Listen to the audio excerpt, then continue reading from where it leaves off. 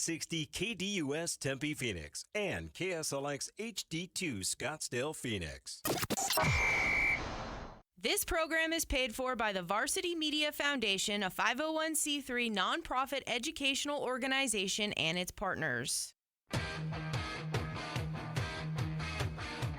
You're listening to the Varsity Sports Show, home of Arizona's youth, high school, college sports, and you, empowering education and enabling dreams right here on KDUS AM 1060 in Arizona. And now, welcome to the Varsity Sports Show.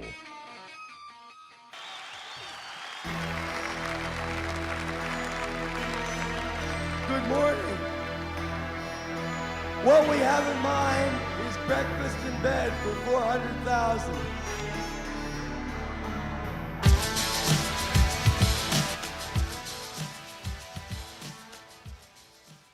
Welcome to the Varsity Sports Show on KDUS AM 1060 Radio, live from the studio this morning. I'm Douglas Santo, and I'll be hosting this morning alongside my colleagues Nick Furman and Maya Hall. We are all ASU Cronkite School of Journalism students, and we are from the studio here on a beautiful Saturday morning. Maya, Nick, you guys are with the Varsity Sports Show for this semester. Why did you guys decide to join the Varsity Sports Show? I decided to join the Varsity Sports Show because I wanted to get more into sports broadcasting, and I thought it'd be the perfect opportunity. I joined the Varsity Sports Show because I saw all the different opportunities and different reps and different things you would learn from past, like fellow students taking it. So I thought it'd be a good way to get reps and learn pretty much everything you need really to learn about the sports journalism world. Yeah, absolutely. I completely agree with those two things. And we're still early on here in the semester, but getting close to the halfway point. What has been your guys' favorite part so far, and what have you been able to do? My favorite part so far definitely has been doing color analyst for a game. I like sideline reporting, but even Varsity on the go is pretty fun, actually. You know, going to a football game and being able to be on the sideline, and it's just you, so it's like you get to create all your own, like, what you want the world or our viewership to see it for the Varsity Sports Show. So that's been exciting. I like that. Yeah, and explain what we do for Varsity on the Go. So Varsity on the Go is we don't have a broadcast team there. I watch a game, do pregame interviews with my phone, post it on Twitter, and then just post like updates throughout the game. And yeah, that's pretty much it. Do everything you would do if their broadcast team was there, but there isn't, so I just do all that except for play-by-play, obviously. Yeah, that is. I've done that a few times, and I've liked it as well. And Maya, we'll get to you in a minute, but right now we actually have South Mountain Community College head coach, men's basketball head coach Dan Nichols on the line. Coach, how are you doing this morning? I'm doing real well, thank you. Absolutely, and Coach, we have you on the line this morning, and can you tell us a little bit about the Arizona JUCO Jamboree happening Sunday, tomorrow? Well, I tell you what, it's been run by the ACCAC. There was some logistic issues, so we decided to team up with area codes and run it. At South Mountain Community College, we feel like we got a really good lineup. And what we've done is we've incorporated a lot of the big-time prep schools with some of the Arizona JUCOs, and in an effort, basically, we're going to be able to attract more Division I coaches to the event, and that's another reason why we're bringing it on Sunday. Yeah, and Coach, how important do you think that is for these athletes playing at the JUCOs around Arizona, be able to get that experience, but then get that the viewership from those D1 coaches? You know, live viewing always beats a tape, right? I mean, you can look at it on the internet and say, oh, you know, you can see what you see. But when you're actually in the gym and can see the player, it's very important. And so it also provides just another opportunity for the talent to get in front of those coaches and possibly, you know, lead to a scholarship, right? And so also the coaches love to come to these events because they can see a lot of different games, a lot of different players all in one day. Yeah, and Coach, you've got a lot of teams. I think you've got 18 teams coming into play throughout the day tomorrow. How were you able to just get these teams to come out, get everything organized and scheduled for such a big day for these athletes tomorrow? Well, we did it with a lot of teamwork. I want to credit Chad Groth from Area Codes. He did a great job working with us in terms of really bringing in the teams. And then we've done a lot of background work. Myself, my assistant coaches, Cam Johnson, Gil Lopez did a great job really of helping organize. So we want to put on a really good event, not a thing where just show up and play, but an event that they're going to want to come back to year after year. Yeah, that sounds really awesome, Coach.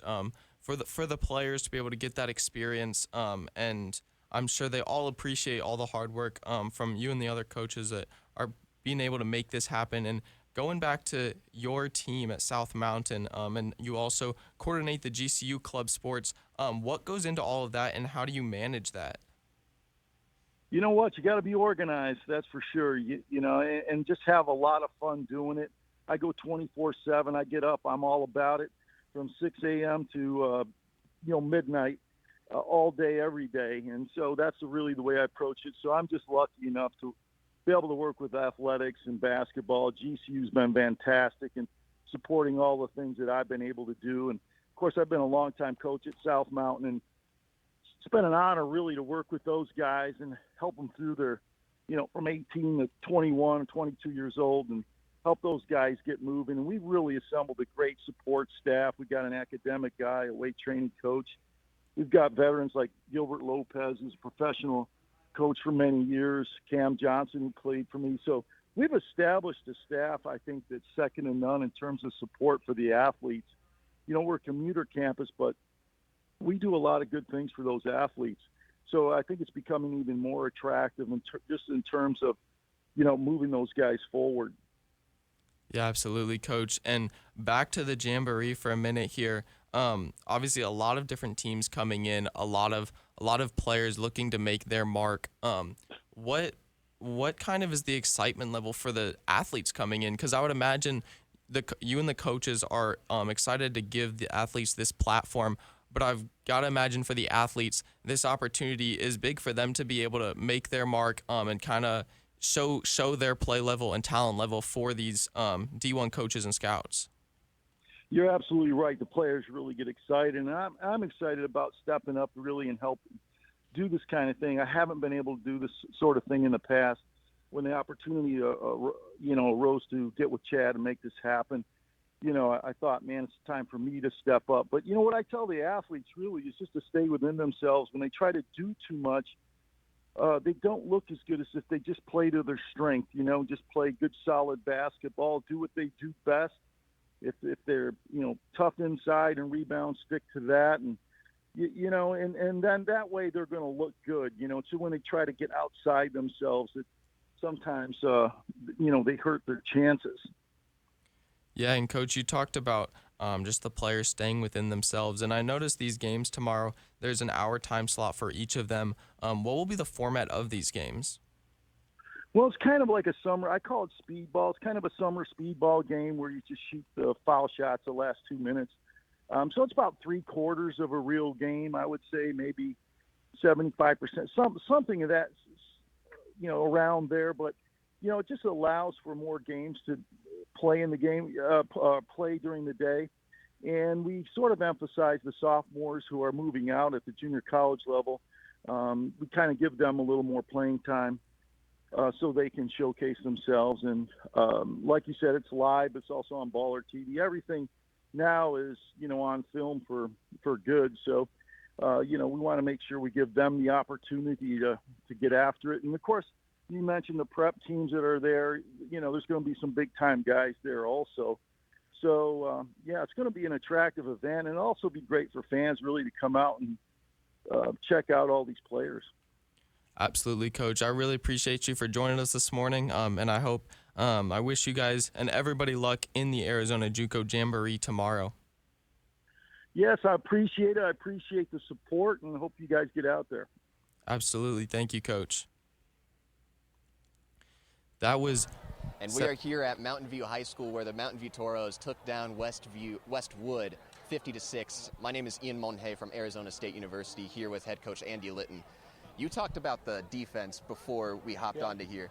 What is the one thing that you could take away from that defense and say, man, we could really build off of this? You know, I think we're really opportunistic, and we play the run really well, and that suited us here tonight. And, you know, they went for it early a few times on fourth down. I think we won all three. So I'm really proud of the kids and how they balled. We let our kids play fast, and they played really fast tonight. Yeah, that's what I was saying on the call, too. It looked like it was anticipation of the plays through preparation. Yeah. Would I be accurate in saying that? Absolutely. I thought our Coach Stone, our defensive coordinator, did a great job getting our kids ready, and you know, overall, I thought our game plan was great.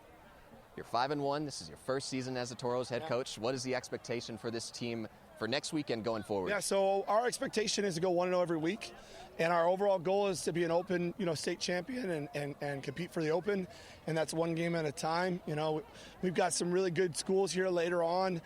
You know, Cesar Chavez is markedly better, and then we've got the big rivalry game at the end, and you know, Mesa is our big rival too. So we've got some really fun games on the road. Mesa's next, and so our goal is to go 1-0, and then, you know, keep winning.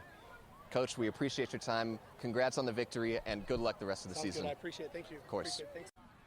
I'm Julia Coyne here with the Varsity Sports Show. I'm here with Mesa's head coach, Coach DeGranier. Coach, first drive of the game, you guys had a fumble recovery. What was that moment like for you, changing the momentum for the game? Yeah, no, defense did a great job. Obviously, pitching a shutout is great. I'm very proud of them. And then obviously we went right away and scored to make it 7-0, and then we got another stop and then scored another quick touchdown, and then kind of got a little lull there, and then we kind of took over in the second half. So very proud of how we played all three phases of the game, 4 quarters. Yeah, so in the second quarter, you guys slowed down a little bit. What did you tell your team at halftime to pick it back up in the second half? Dominate the line of scrimmage like we talked about and finish our drives. And we finished every drive in the second half. And so very proud of how we came out and finished in the second half. What can you say about your defense tonight with multiple turnovers? It's just great. We practice it. You know, you practice and then we execute it. So I'm very proud of what we did, and taking our practice and having it happen on the field is great of what we've been practicing. So I'm very proud of them for that. Thank you so much. Good luck next week. Thanks. With the Varsity Sports Show, I'm Julia Coyne. Welcome back to the Varsity Sports Show. You just heard a wonderful interview from Mountain View Toros head football coach Andy Litton with our very own Julia Coyne. And I just want to go back to the JUCO Jamboree event going on Sunday for a second.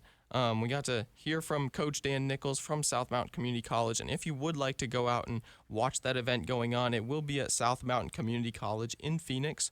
Or as he said, you can watch it on Baller TV to watch all these young JUCO athletes in action, trying to make their name known to the coaches and scouts in attendance. But just a fantastic event being put on tomorrow, October 6th, the Arizona JUCO Jamboree. And now we will go to a interview with Mesa High coach Chad DeGranier after Mesa's win over Tolleson. We're actually going to go to the break. We heard from Coach Chad DeGranier already, but we're going to go to a break. And after, Nick is going to take it away with Brophy football head coach Jason Jewell. We'll be back after the break.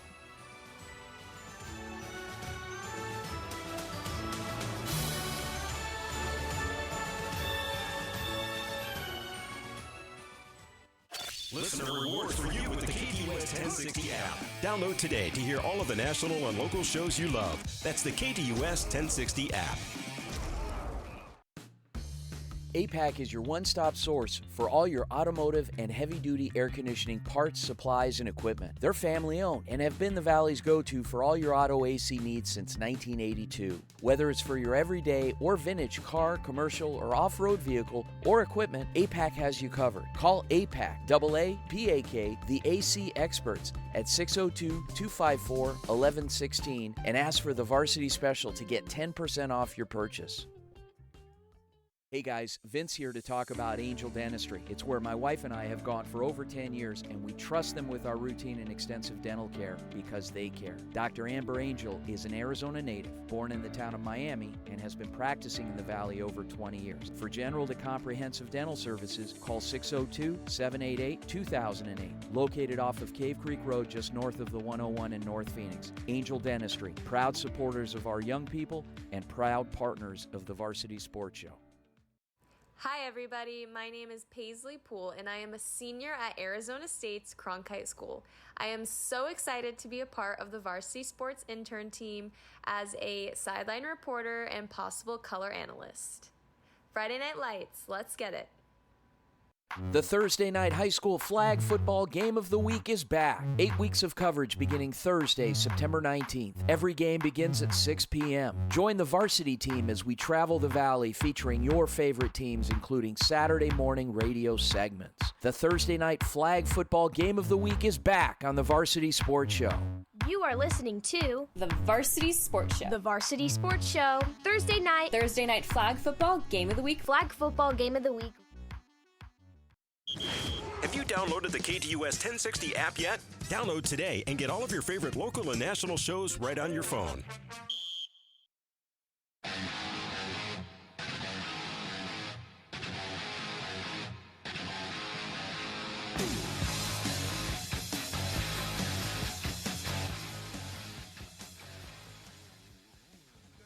Welcome back to the Varsity Sports Show on AM 1060 KDUS Arizona. I'm Nick Furman from ASU. I would like to introduce our very first live guest after our heartbreaking loss last night against the Basha Bears with the final score being 35-32. They are the fourth-ranked team in Arizona.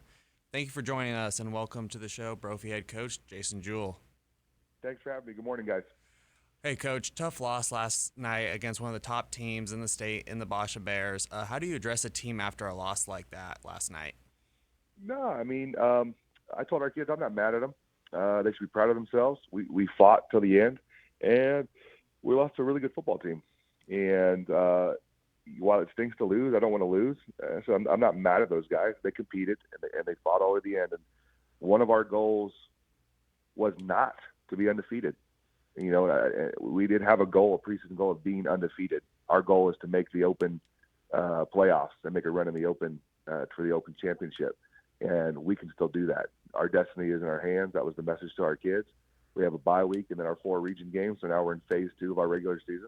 And now we just control what we control, and that's how we play. So how are we going to respond to a little adversity, a loss to a really good football team? And we got to recover, get healthy during our bye week, and then make a nice little stretch here before the playoffs in our region games. You guys were down 35-17 in the fourth and came back to bring it into a close game within 3. What was the spark that ignited the offense to score 15 unanswered points that late in the game? I believe Case Vandenbosch found Nathan Benzie for a long pass that made a little spark and got our kids back and excited. And then the passing game started firing on all cylinders, and we were able to move the ball pretty good. And you know, I think maybe too, Basha probably eased up a little bit. You know, thought the game was in control, and but you know, our kids don't have quit in them, so we fought to the end. If we had a chance there, you know, had a 1 or 2 more things gone our way, you know, ball bounced the right way on an onside kick. You never know, maybe we're going for the win there at the end. Back to the bye week. Your team has a bye week next week. What do you plan on maybe fixing or just addressing, or really trying to hit hard for the final stretch of the season before the playoffs? Yeah, first and foremost, we just need to get healthy. We're not really banged up. We're actually in pretty good shape. It's not as healthy as we've ever been, but we're going to need all our dudes. We're not as deep as we've been in years past at certain spots, so we need to make sure that we're healthy over that last month of the season and ready to go. And we got to make sure that some of our depth guys are getting some quality reps through practice. But basically, during the bye, I'm just telling them we can't be sloppy.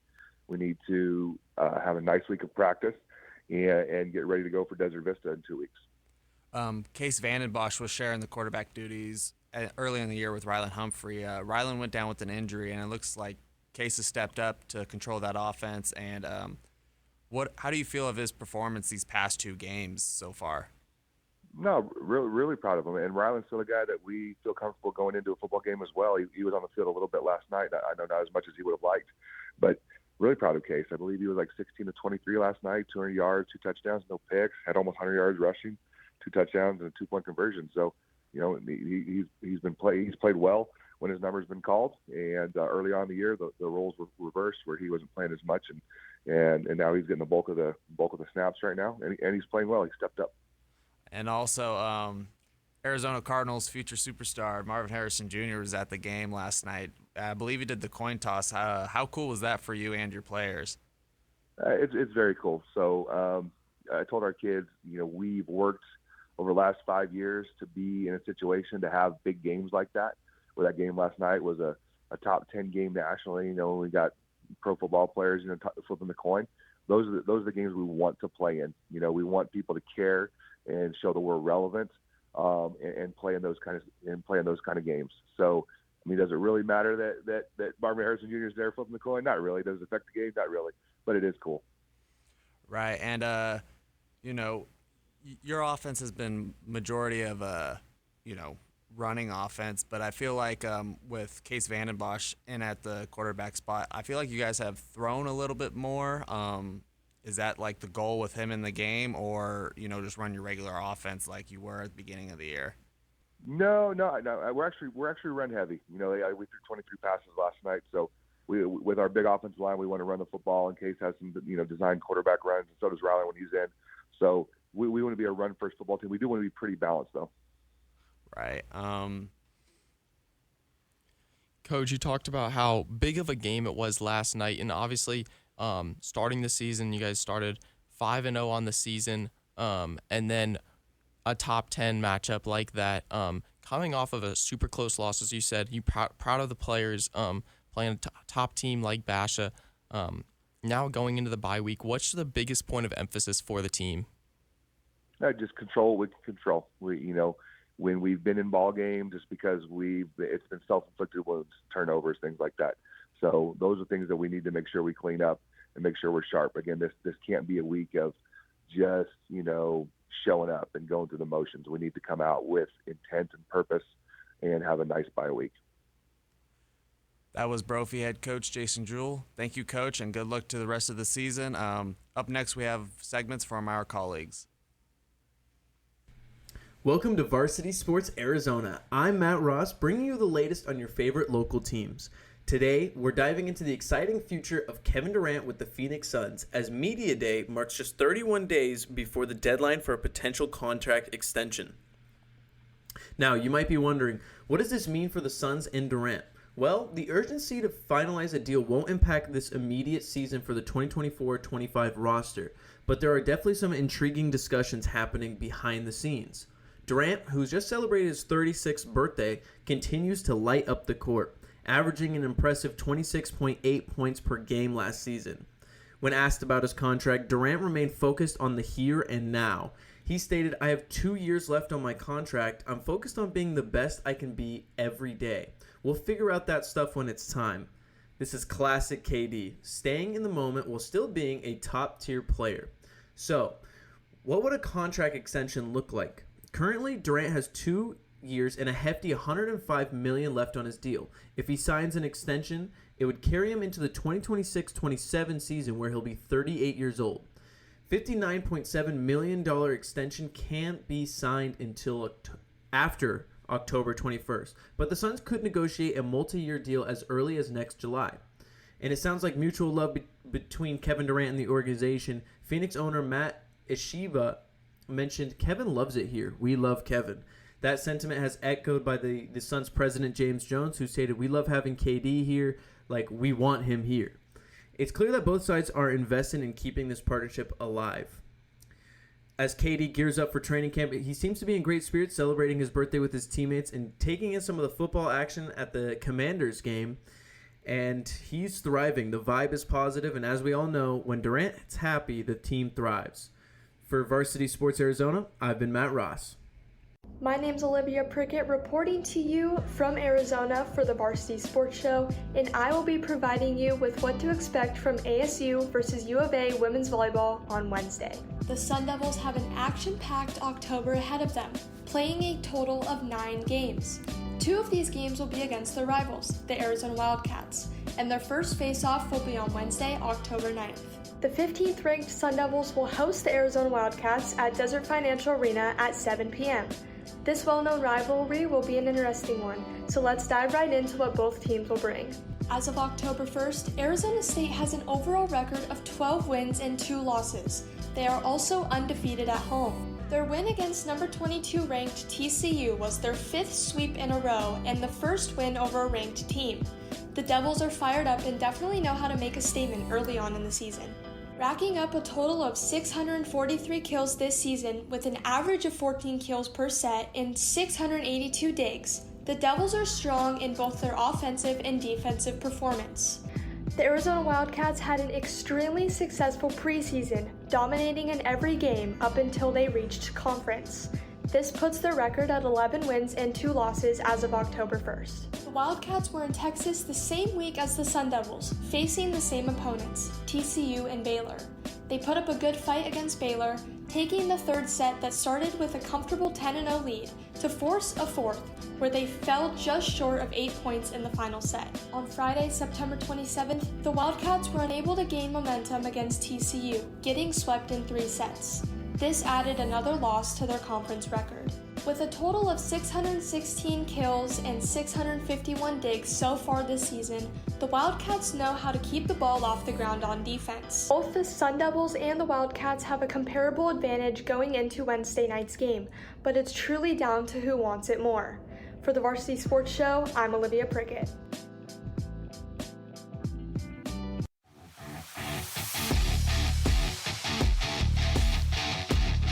Hey, what's good, Varsity Sports Show? I'm Quentin Presley from Arizona State University, and today I'm going to go over some of the top defenses in Arizona high school football. Let's get right into it. At number 3, ranked 13, I have Chandler High. The Wolves give up an average of 109 passing yards and 105 rushing yards per game. Led by defensive back Hamisi Huma and defensive line Jaime Quihi, these guys love to put pressure on the quarterbacks. Their best defensive showcase is when they beat Mountain Ridge 63-3. Next on the list is number 3 ranked Highland.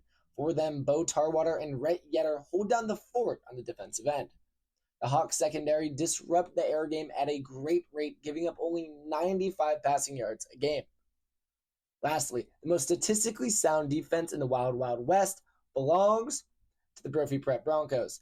Behind Dominic Woods and Notre Dame commit Creed Thomas, they've shut down 2 opponents and are sound on both sides of the ball. They give up 143 passing yards and 108 rushing yards per game. These stats may be a little bit higher than the others, but the level of opponents they faced are arguably better. If you are a starting wide receiver, you don't want to find yourself in front of the prison guard, Creed Thomas. That's all for this one, guys. Looking forward to bringing you guys more Arizona high school football soon. From Arizona State University, for the Varsity Sports Show, I'm Quentin Presley, and I'll catch you next time.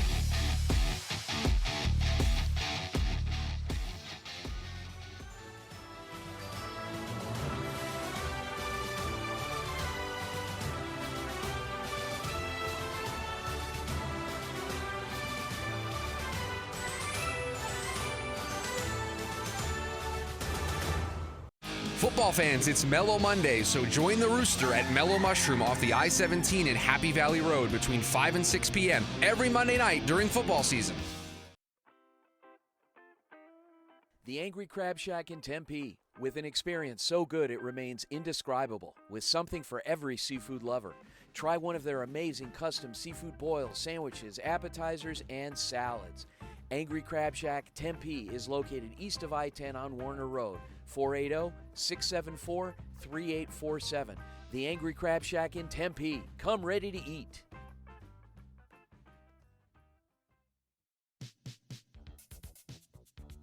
Hello, this is local voiceover model and former Daddy Yankee stunt double, Mario Malaby. Be sure to DM us your questions for Ask Lucas on Twitter. And you are listening to the Varsity Sports Show on AM1060 KDUS, Arizona.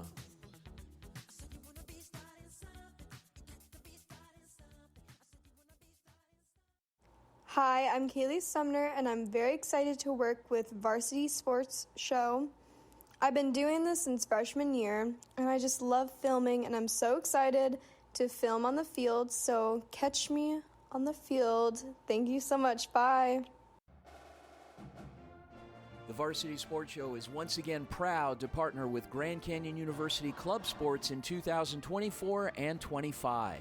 Join us in our coverage of GCU Club Sports on Saturday's Varsity Sports Show and the rest of the week. We'll cover hockey, soccer, baseball, rugby, lacrosse, and more. The Lopes are back on the Varsity Sports Show.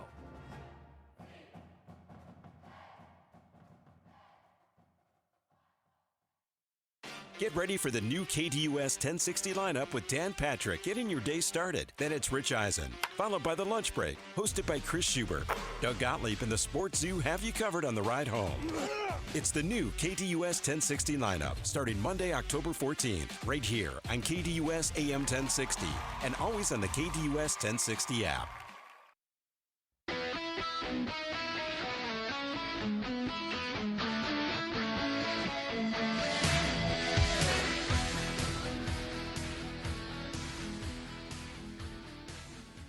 Welcome back to the Varsity Sports Show on AM 1060 KDUS Arizona. I'm Nick Furman from ASU. Our second guest on the show, I would like to introduce the head coach of the reigning 6A champions.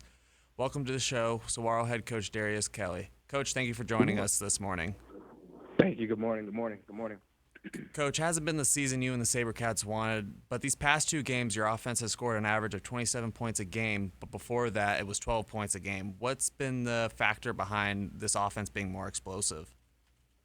Yeah, I think, we add a different element. We're able to run the ball.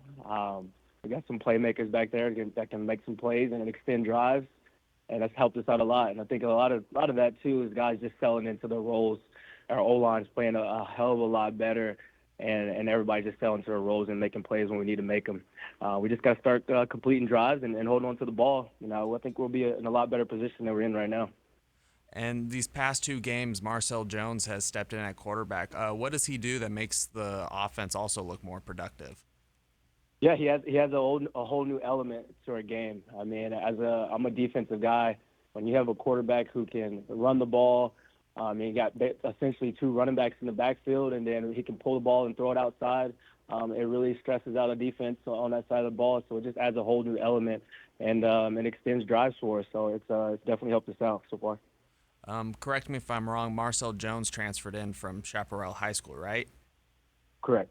And that's your next opponent. Has he shown any? Is he motivated to get the first win of the year, of course, but also beat his former high school? I mean, absolutely. I mean, as a competitor, you come from over there, and it's a big rivalry for us. I know he's excited, and he's ready to just get out there and do what he has to do for his team over here. But I know that's something in the back of his mind that he's going to be excited to do, as we all are, because that's a big rivalry for us and Chaparral. So we're excited for that as well. You have a bye week next week. What are some things you really want to address and maybe clean up to get that first win of the season? Again, the things that we want to do is continue to harp on the little things, ball security, finishing drives, guys understanding their role, both offensively, defensively, and special teams. So we're, again, just getting back to that camp mode and just getting back to the fundamentals of football and do what we got to do to just come out and play the best game that we can play and play a complete game, both offensively, defensively, and special teams-wise, finishing drives, making tackles, knowing our assignment, and do what we have to do. So I think we continue to harp on those things and do what we got to do. I think we'll come out this victorious in the next couple of games. So, yep. And, Coach, going off of that, obviously the record not where you want it, but with this strength of schedule, how difficult this schedule is, if you guys can win out and run the table, you can still make the playoffs and make this season what you want it to be. What's just the confidence level in the team, but also just the mindset going forward? Well, I mean, it's just like you said. I mean, we're going to have these guys coming out and fighting and finishing this thing and just take it one game at a time. That's really what it is. We can't look, okay, if we win this one, win that one, we'll be where we need to be. We just got to take one game at a time. And the next game we got to worry about right now is Chaparral, and that's what we're going to do and make sure we take care of that game first.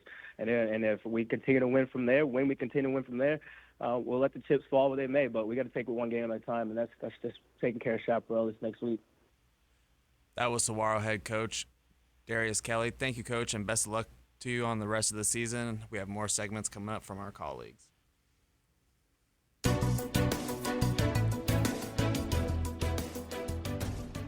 Hey, everybody, and welcome to the Varsity Sports Show. I'm Travis Bradley from the Walter Cronkite School of Journalism and Mass Communication.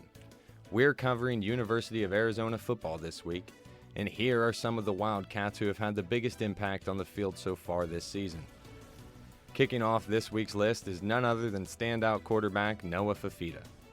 Fafita has thrown for over 1,000 yards this season, and he's connected with receivers in the end zone 7 times already this year. Fafita started off the season with a 400-yard passing effort against the University of New Mexico, and he's completed more than 60% of his passes each game this season. The Wildcats could certainly use another powerful performance from the sophomore as they take on the Texas Tech Red Raiders this weekend in Tempe. Leading the U of A receiving crew this year is junior wide receiver from Hawaii, Teteroa McMillan. McMillan has accounted for more than half of Fafita's passing touchdowns this season, easily identifying himself as the Wildcats' #1 downfield target. With over 500 yards receiving in just 4 games, McMillan is effortlessly running his way towards a 1,000-yard season. Look for the Fafita to McMillan connection to be a driving force for the Wildcats offense this week. Finally, we have the defensive leader and linebacker Jacob Manu. Manu has already totaled 35 tackles this season and is currently leading the team in that category. Manu has assisted on more than half of his tackles because he's a true menace to offenses on any side of the field. Manu accumulated over 100 tackles last year for the Wildcats, and he'll be looking to do more of the same this season. That's all for this week's University of Arizona football preview. I'm Travis Bradley, and this is Varsity Sports Show.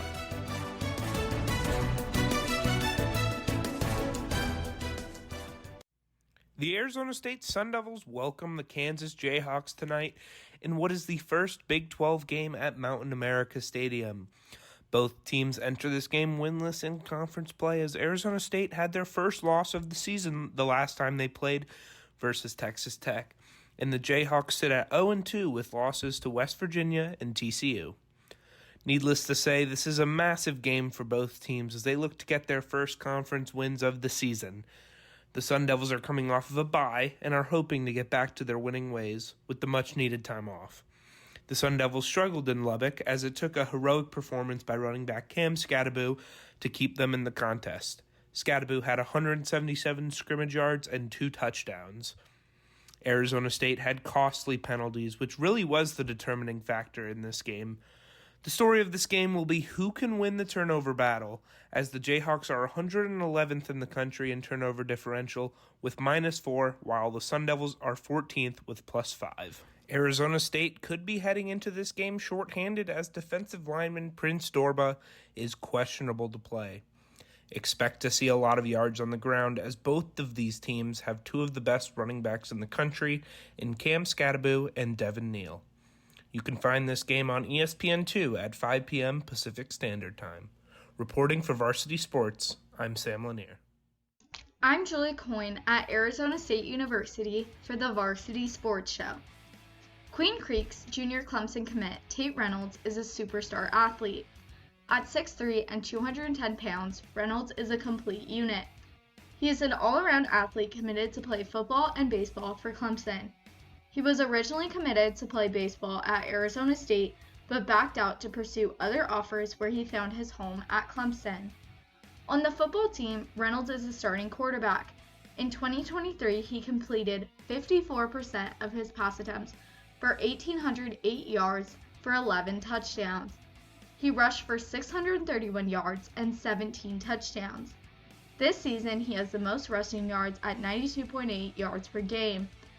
He has 11 touchdown passes and 7 rushing touchdowns this season. Queen Creek football is currently 4-1 with the help of Reynolds. On the baseball field, Reynolds is an outfielder and shortstop. He has a 75 mile per hour fastball velocity with an 89 mile per hour exit velocity. He ran a 6.46 60-yard dash in 2023. He has a .255 batting average with a .336 on-base percentage. Last season, Queen Creek was ranked number 1 in Arizona and went 25-7 overall. They defeated Sandra Day O'Connor High School to win the 6A Arizona State Championship. Reynolds played in all 32 games for Queen Creek. Reynolds is overall an incredible athlete. Only being a junior, his career has so much potential for an extremely bright future. Clemson's current quarterback, Cade Klubnik, will be graduated by the time Tate enters his freshman year at Clemson. The Tigers baseball team went 44-16 last season. With another year before he enters college, Reynolds has time to focus on progressing even further before he enters college. His career will be one to follow as he finishes high school and enters college. With the Varsity Sports Show, I'm Julia Coyne.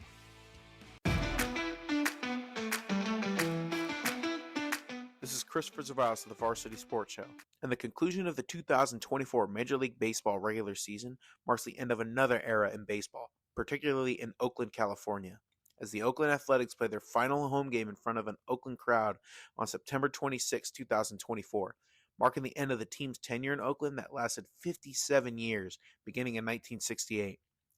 The heartwarming curtain call was a 3-2 win over the defending World Series champion Texas Rangers and was in front of a raucous sold-out crowd. Many tears were shed in the Athletics' final send-off, which included a roaring "Let's Go Oakland" chant that became a fitting song that marked the end of not only baseball, but sports in Oakland. The controversial Athletics relocation marks the third professional sports team to move out of Oakland since 2019, as the Golden State Warriors made a small move out of Oracle Arena to the Chase Center in San Francisco, followed by the now Las Vegas Raiders, who played their inaugural season in Vegas in 2020. All leading up to the Athletics, who will now be temporarily moved to Sacramento, where they will play until hopefully 2028, which should be when the club can finally reside in Las Vegas. The Athletics move has been messy to say the least, as owner John Fisher has been heavily criticized for his handling of the move. Fisher was a no-show to the final game in Oakland, and in his farewell letter to heartbroken fans, he seemed disingenuous. The future of the Athletics is going to be interesting because the team has previously had stadium proposals rejected, and now the A's have a plot targeted on the old Tropicana Hotel land, which is slated for demolition on October 9th and is expected to be the new home of the Las Vegas Athletics. Throughout this saga, A's fans are the true losers, and many have called the move gut-wrenching. ESPN's Scott Van Pelt best described the situation when he said, quote, "This is just the worst of what sports can be," end quote. The only certain of the situation is that a new era of athletics baseball is here, and pending finalization of their new stadium plans, they are in for a tumultuous few seasons ahead. And this is Christopher Zavalos of the Varsity Sports Show.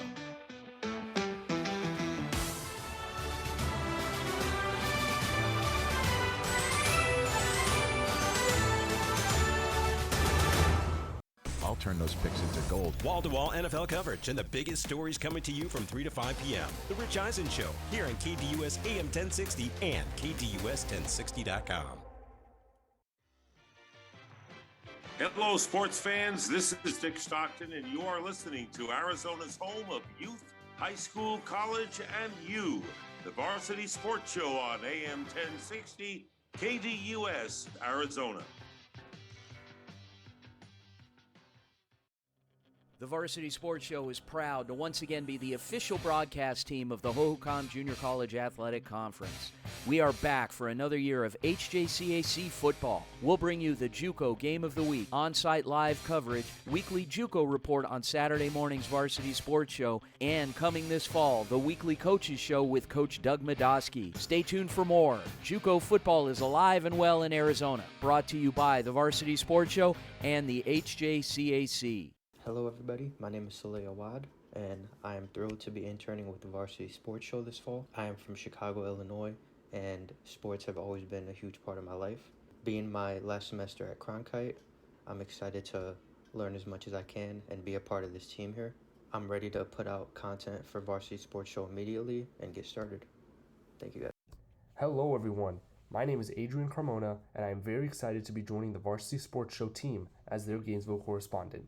I am a third-year sports media major at the University of Florida and my dream is to become a sports broadcaster and radio host. I can't wait to provide you all with the best content and news surrounding Gainesville sports. Check out the Doug Gottlieb Show, Monday through Friday, 1 to 3 p.m. right here on KDUS AM 1060.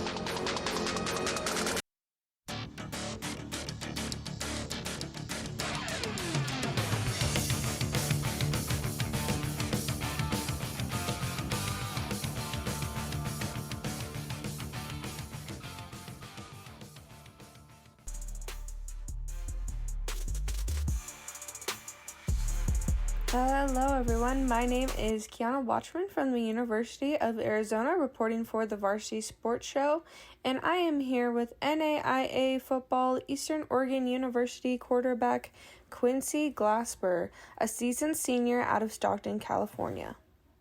2 back-to-back away games coming up and a 23-20 win against Rocky Mountain, Quincy.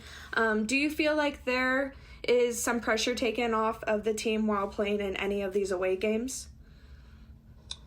I don't know if pressure taken off is the word. Anytime you win a college football game, it just like boosts the team's confidence. So I guess if that's what you're kind of hitting on, then I guess you could say yes.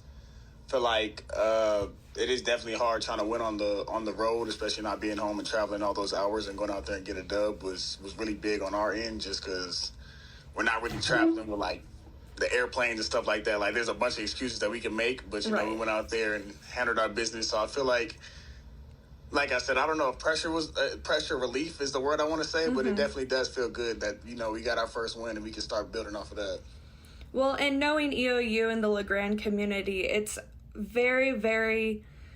very big community in LeGrand, and they come out and they show out for the football games. So I'm sure that alone just has enough pressure on its own. And so when you can kind of take a break, go on the road, and just think about the game and not really your surroundings, I'm sure that takes a little bit of pressure off for you. Oh, yeah, of course. I personally like away games because it's like you get to go into somebody else's home, you get to kind of experience like all the road trip stuff, and then you get to go see new stadiums and stuff like that. So I enjoy leaving and going to new stadiums and playing on the road, and especially like because you're really only out there with the dudes that traveled with you. So it's not like you got your freshmen and all the other like people that's on the team that can kind of cheer you on. It's pretty much just like you, your coaches. So it's just like you guys against the world. That's kind of the vibe that I get out there. So I do enjoy that. Yeah, no, I bet. And it's cool. I feel the same way checking out those new stadiums. It's really fun. So with that win against Rocky Mountain, and you also had 2 rushing touchdowns and an 80-yard touchdown pass to actually my old roommate, Colton Kesey. We used to live together for a little bit when I lived with a bunch of the boys. So as well as not scoring in the first quarter, what was going through your mind in those instances of pressure when, points needed to be put on the board? Really just rallying the troops and just telling dudes to just stay level-headed. I mean, it's a long game. It's 60 minutes. You never know what can really happen. We just have to get to a play where all 11 of us can be on the same page and just execute so we can make plays like those big plays that happen later in the second half. Starting off, we did start off real slow, but it wasn't like we weren't doing things that we couldn't drive the ball. It's just we weren't executing and we weren't finishing. That was our biggest thing. So coming out of halftime, that was our 2 key points, was just execution and just finishing our drives. And we came out the second half and we were able to do that. Well, also, shout out to also your kickers and stuff. I know that they got a field goal there in the second, right? Yes, Quinn actually, our kicker has actually went down due to injury. So our backup kicker, he pretty much only took reps all week starting on Monday for this kicking job. And he ended up coming out there and nailing a crucial field goal that we really needed to get us some points on the board. So, yeah, shout out to Quinn McLaren. Yeah, seriously. I saw that in the recap, and so I'm sure that also helped you guys going into halftime. So do you have any special pregame warm-ups or any specific superstitions when getting ready for games? Ooh. I feel like my biggest one is probably ever since, like, junior year of high school, I've always written on my wrist tape just of a couple of my lost angels that, have went up to heaven. So, I got to write that on my wrist tape.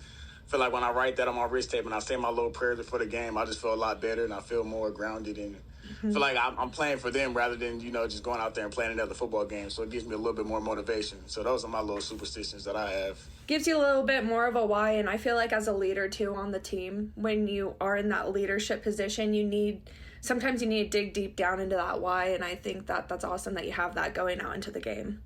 Yes, very much.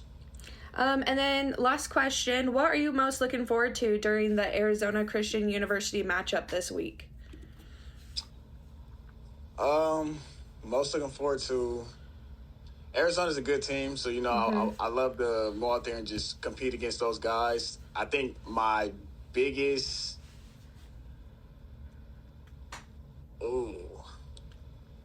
what I'm most excited for is probably the weather. Yeah, I was just gonna say, you excited for the weather? Yeah, out here in LaGrange, our temperature's starting to drop, so going out there and playing in close to 100 degrees is probably gonna be nice. I'm a Cali kid, so I love the sun and I love the heat.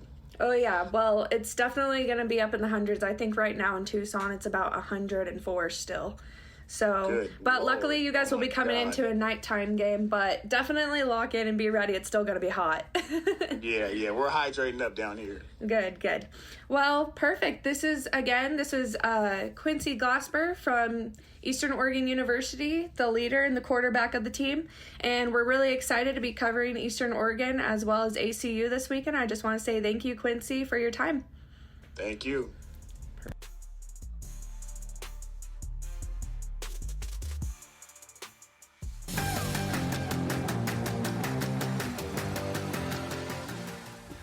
Good morning, everyone. This is Roberto Astorga from Arizona State University with the Varsity Sports Show. Last Sunday, the Arizona Cardinals faced off against the Washington Commanders inside of State Farm Stadium in Glendale.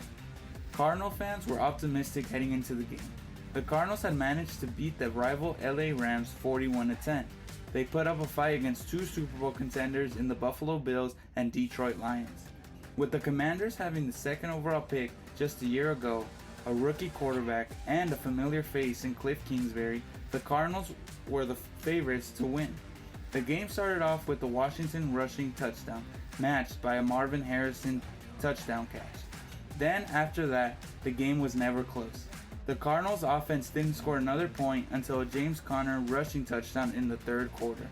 The Cardinals defense could not stop the Commanders, allowing 449 total yards. The run defense was especially exposed, allowing 4 rushing touchdowns and 216 yards. The final score was 42-14. The Cardinals dropped to a 1-3 record for the third spot in the NFC West. They will need improvement from last week's game as they face division rivals the San Francisco 49ers tomorrow. Winning this game will be important to get back in the win column and be undefeated in the NFC West division. For the Varsity Sports Show, Roberto Astorga.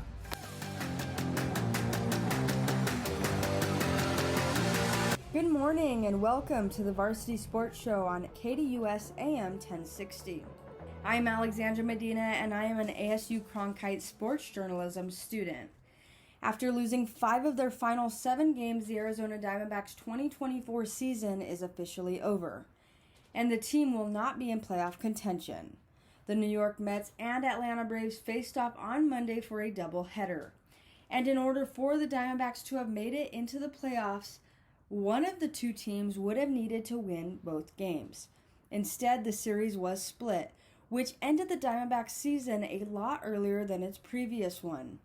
During the 2023 season, the Diamondbacks became reigning National League champions, but when they faced off against the Texas Rangers in the World Series, Arizona fell short by 3 games.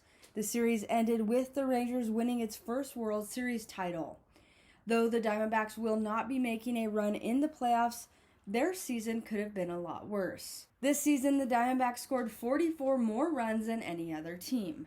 The team was able to score 886 runs, which was the most runs scored by Arizona since it tailed 908 in 1999. But in order to clinch a playoff spot, a lot more had to be done, and the pitching staff was the first to blame. As the team now moves into the offseason, there will be a lot of decisions that will need to be made.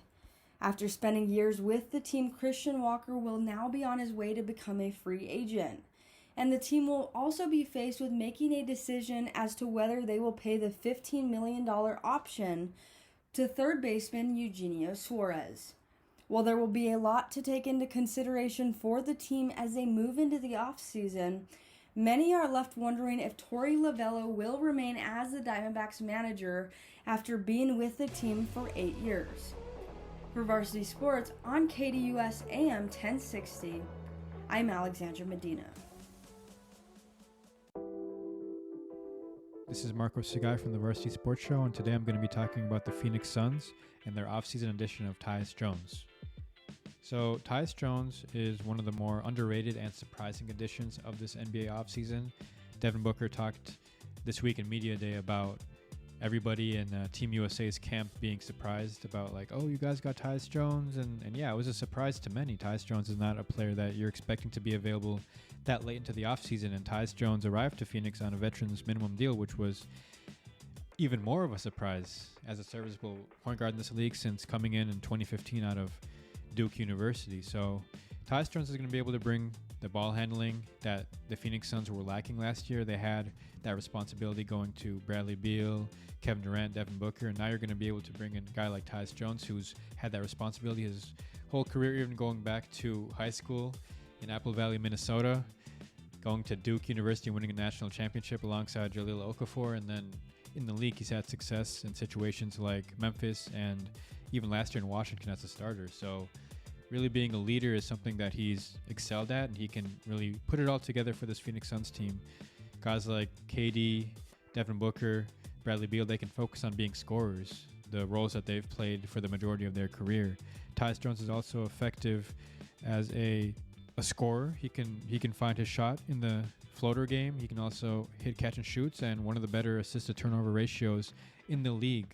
So he's going to be able to really bring that to Phoenix, to a team where Mike Budenholzer said they needed a point guard, and this is what Tyus Jones is going to be able to do on a one-year deal, and we'll see what happens for them. But this is Marco Segai from the Varsity Sports Show, and I will see you guys next time. Welcome back to the Varsity Sports Show on AM 1060 KDUS Arizona. We've had an action-packed show this morning. How has it been so far, Nick? It's been fun. It's been exciting. First time being on this radio show. It's been fun. Yeah, and going off that, we've talked a little bit about sports over the last few segments, a little bit on the Cardinals, a little bit on the D-backs, and then on the Suns. Should be an exciting season for the Suns coming up in this new NBA season. But we had a segment on the A's a little earlier, and Nick, I know you grew up close to there, and with the A's moving now, just what do you think of the team and all that went on this season? It's sad for the city of Oakland, losing all three of their pro sports teams. It's very, very sad. So we'll see. We'll see how the city of Oakland handles it after the next couple of years. Yeah, and we'll see how the A's handle that transition. But as for now, we're going to head to the break. But afterwards, we'll be talking with a JUCO head football coach, Doug Madosky. Stick around. Hey, what's good, Varsity Sports Show? My name is Quentin Presley, and I'll be a senior at Arizona State University studying sports journalism. In fall 2024, I'll be joining the broadcast and production team, and I am very excited to be bringing coverage about high school and college sports week in and week out. The Angry Crab Shack in Tempe, with an experience so good it remains indescribable, with something for every seafood lover. Try one of their amazing custom seafood boils, sandwiches, appetizers, and salads. Angry Crab Shack Tempe is located east of I-10 on Warner Road, 480-674-3847. The Angry Crab Shack in Tempe. Come ready to eat. APAC is your one-stop source for all your automotive and heavy-duty air conditioning parts, supplies, and equipment. They're family-owned and have been the Valley's go-to for all your auto AC needs since 1982. Whether it's for your everyday or vintage car, commercial, or off-road vehicle or equipment, APAC has you covered. Call APAC, AAPAK, the AC experts at 602-254-1116 and ask for the Varsity Special to get 10% off your purchase. everyone, my name is Del Tai, currently studying at Arizona State University for a master's degree in sports journalism. This fall, I'll be an intern at Varsity Sports Show, looking forward to bringing the best sports stories around the country to you guys. Thank you for listening to the Varsity Sports Show, where our mission is to empower education and enable dreams, creating an unmatched platform to showcase talent both in front of and behind the microphone in radio, television, podcast, and live streaming. The Varsity Sports Show, still your home for youth, high school, college, and you in Arizona and beyond. AM1060 KDUS Tempe Phoenix and KSLX HD2 Scottsdale Phoenix. AM1060 KDUS Tempe Phoenix and KSLX HD2 Scottsdale Phoenix. This program is paid for by the Varsity Media Foundation, a 501c3 nonprofit educational organization, and its partners.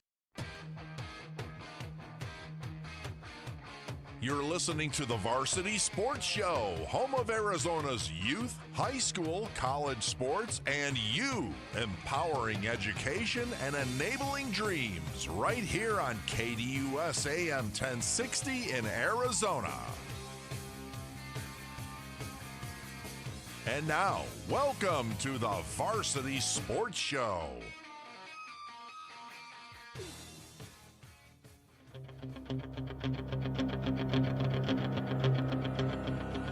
It's the JUCO Report on AM 1060 KDUS Arizona, the Varsity Sports Show. News and notes from the Hohokam Junior College Athletic Conference.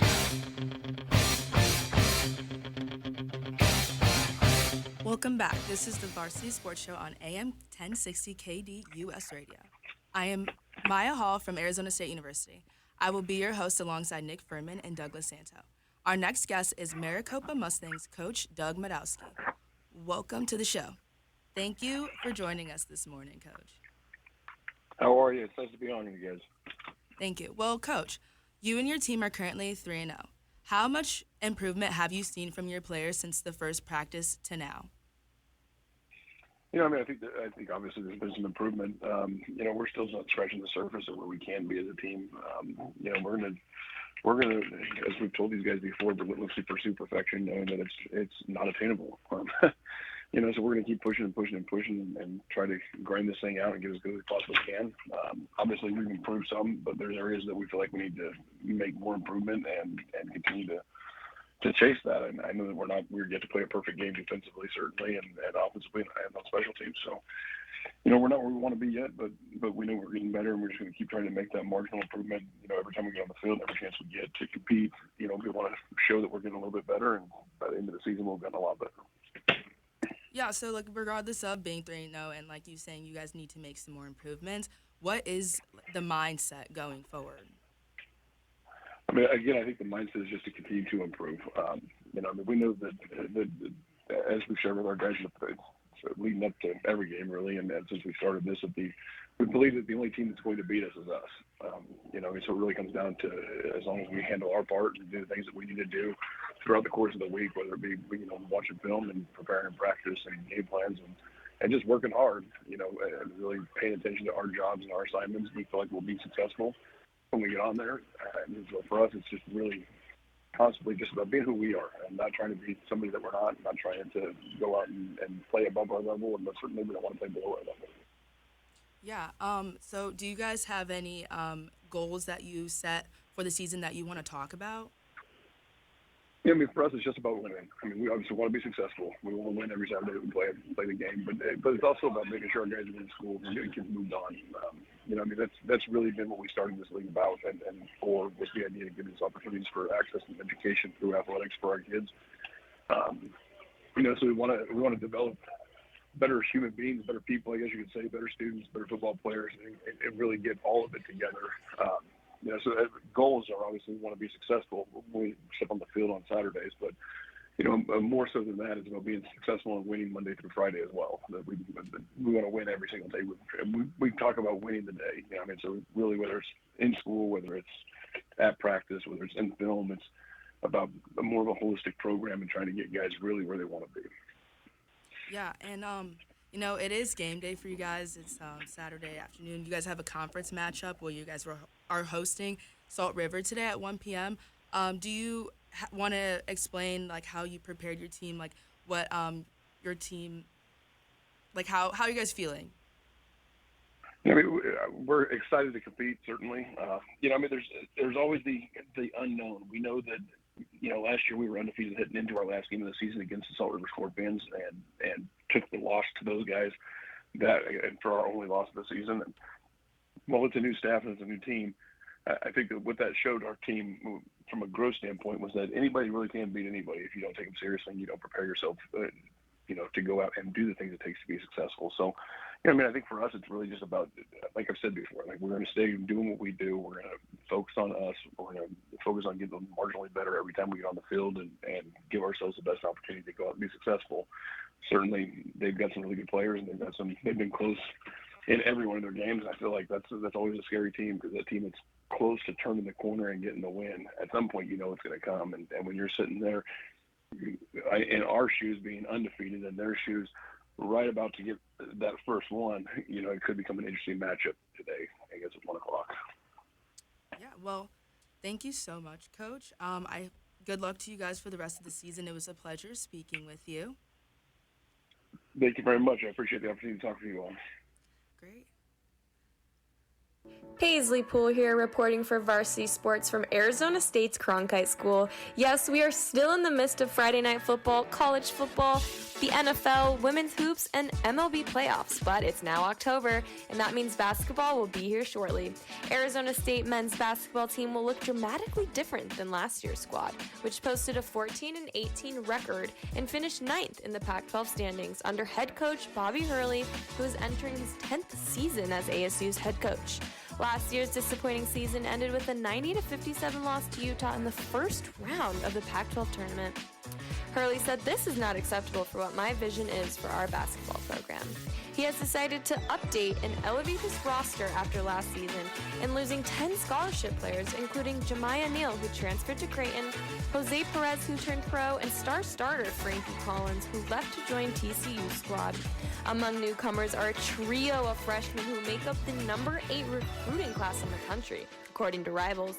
Amir Ali is a freshman forward and 4-star prospect with the ability to score at all 3 levels, which should help a Sun Devil offense that needs some additional firepower.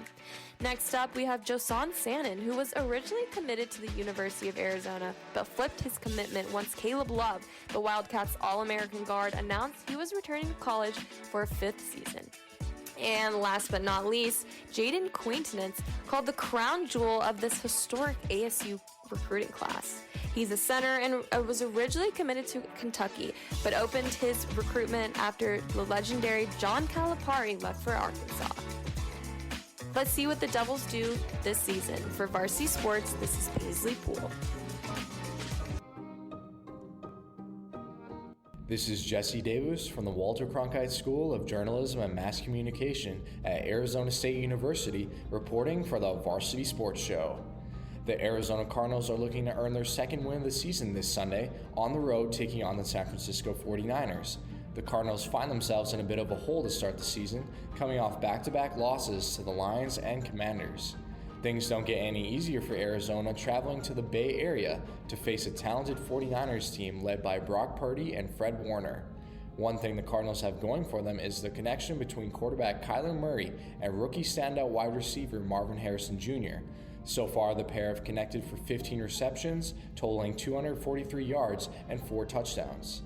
A big key for Arizona is going to be getting off to a fast start. The Cardinals have to be able to gain some momentum early and score to take the crowd out of the game at Levi's Stadium. James Conner is going to be another huge factor for the Cardinals, as they need to get him going and involved. Conner thus far through 4 games has 2 games over 100 yards and 2 games with 50 yards or less on the ground. The Cardinals need a big game from Conner, who will try to take some of the pressure off of Kyler Murray, who will have Nick Bosa and company to deal with. The 49ers are at their best when their defense is creating turnovers and scoring points. We saw that last week against the Patriots, where Fred Warner picked off Jacoby Brissett and ran it back 45 yards for a touchdown. The Cardinals' offensive line has to be able to protect Kyler Murray and give him enough time to find his receivers open down the field.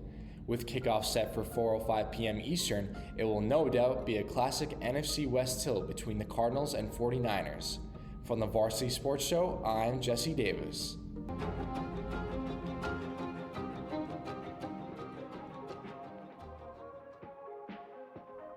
This is Stella Tai from Arizona State University, reporting for the Varsity Sports Show. Arizona baseball season came to an end after the D-backs didn't make it to the postseason. In fact, they missed a great chance to punch the postseason ticket on their own after dropping the first two games of the final series against the San Diego Padres. And despite a dominant 11-2 win on their regular season finale, it still wasn't enough for them to jump in the pool celebrating. So in the end, it all came down to the doubleheader last Monday. What the D-backs needed to clinch was a sweep of either the Braves or the Mets. Yet it didn't happen ultimately. Apparently, after Francisco Lindor's go-ahead homer in the top 9 got the Mets on board, they rotated several reserve players to start the next game, which put the Braves in a great position to win, and they did too. I mean, Arizona really had an upper hand to clinch the postseason, but they totally blew it. They were having the league's best firepower in offense following the All-Star break, leading the league in nearly every single batting stats: hits, runs, homers, batting average, slugging percentage, and so on. Even the injuries of several major starters like Christian Walker, Gabriel Moreno, Qatar Mate didn't hurt their chances for a playoff push. Their upsurging performances in July and August was supposed to help them get into the playoffs. But coming into September, the D-backs seemed to take their foot off the gas, which definitely came at the wrong timing. The club has the worst ERA, 5.34 last month, and lost 5 of their last 7 games to end the season.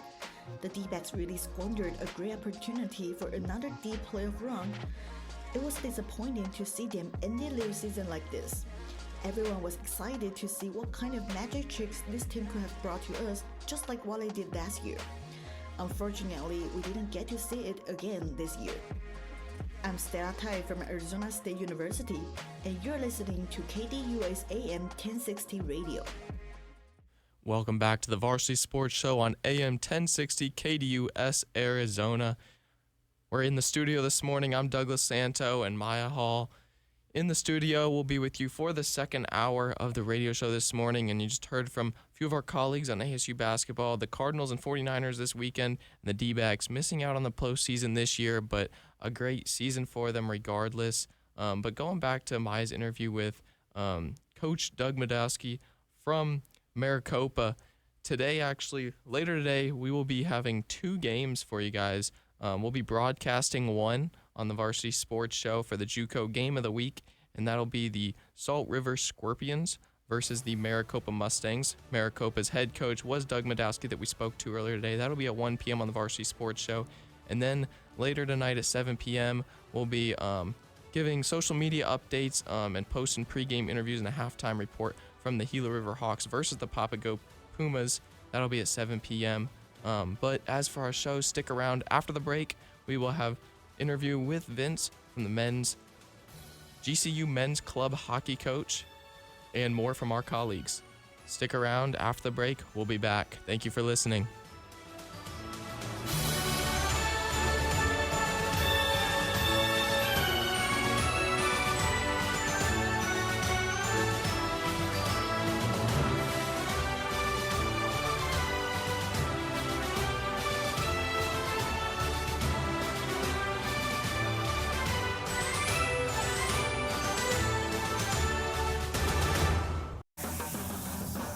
Bringing you the latest sports topics weekly right here on KDUS AM 1060 with me, the Doug Gottlieb Show, 1 to 3 p.m. APAC is your one-stop source for all your automotive and heavy-duty air conditioning parts, supplies, and equipment. They're family-owned and have been the Valley's go-to for all your auto AC needs since 1982. Whether it's for your everyday or vintage car, commercial, or off-road vehicle or equipment, APAC has you covered. Call APAC, AAPAK, the AC experts at 602-254-1116 and ask for the Varsity Special to get 10% off your purchase. The Varsity Sports Show is proud to once again be the official broadcast team of the Hohokam Junior College Athletic Conference. We are back for another year of HJCAC football. We'll bring you the JUCO Game of the Week, on-site live coverage, weekly JUCO report on Saturday morning's Varsity Sports Show, and coming this fall, the weekly Coaches Show with Coach Doug Medoski. Stay tuned for more. JUCO football is alive and well in Arizona. Brought to you by the Varsity Sports Show and the HJCAC. Hi, my name is Sarah Singh, and I'm currently a rising junior at Arizona State University, more specifically the Walter Cronkite School of Journalism and Mass Communications. I'm so excited to be joining the Varsity Sports Show team this fall as a technical director intern, and I can't wait to see what we all achieve as a team. The Thursday night high school flag football game of the week is back. 8 weeks of coverage beginning Thursday, September 19th. Every game begins at 6 p.m. Join the varsity team as we travel the valley featuring your favorite teams, including Saturday morning radio segments. The Thursday night flag football game of the week is back on the Varsity Sports Show. You are listening to the Varsity Sports Show. The Varsity Sports Show. Thursday night flag football game of the week. Flag football game of the week. Need something to listen to during your lunch? Starting Monday, October 14th, spend your lunch with Chris Schubert during our lunch break from 11 a.m. to 1 p.m. right here on KDUS AM 1060.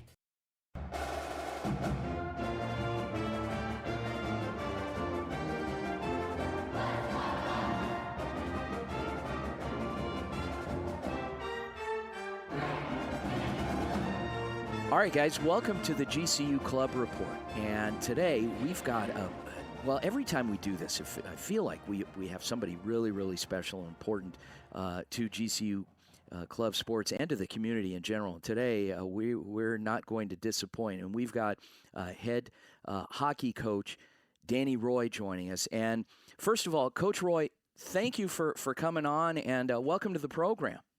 Yeah, thanks for having me on. Coach, this is a very interesting segment because we tend to recap, the good things going on here in the community that the coaches of certain sports out at in GCU Club Sports Program are doing, the jobs that they're doing. But today we're going to talk about something that went on nearly 4,000 miles away last week, and you took your team on a little trip, not a little trip, but a long trip, and it was kind of a whirlwind to face an NCAA program in Alaska, Anchorage, and Fairbanks. Talk to us a little bit about setting up the trip, why you did it, how it all went down, and then maybe a little recap of your time up there.